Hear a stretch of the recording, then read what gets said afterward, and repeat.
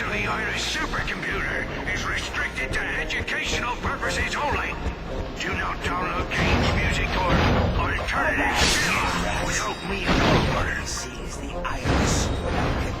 Can with soggy britches.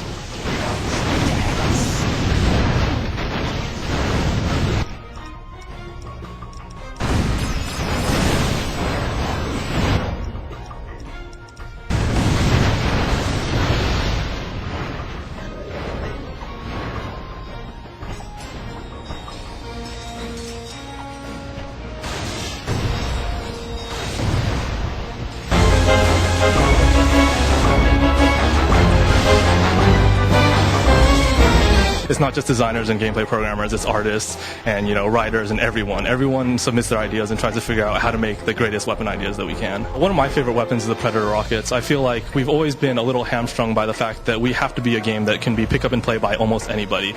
And I think we have such a huge weapon variety in this game that we've sort of been able to focus a little bit more on the hardcore and have some hardcore weapons, have some easy weapons for anyone to pick up and play. And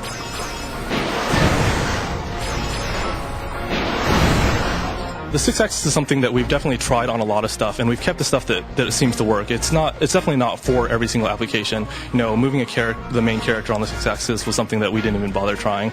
But it's definitely a technology that enables us to do a lot more, but is not something we want to apply to absolutely everything. Some of the weapons that use the 6-axis are the Visicopter and the Tornado Gun. For the Visicopter, you use it as your primary control mechanic, and for the Tornado, you also get a guide where it goes. I believe those are the two main usages of the 6-axis that we have on the weapon side.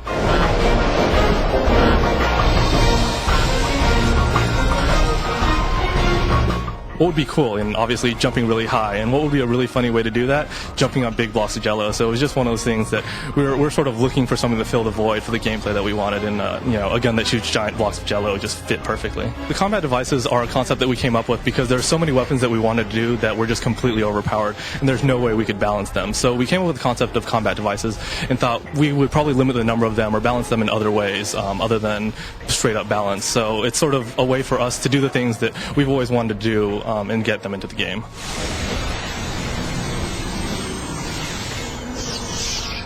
But the problem with Deadlocked, it was a bit arcane and too complicated for a lot of people. The people that really loved it got it, but the rest of the people were left behind.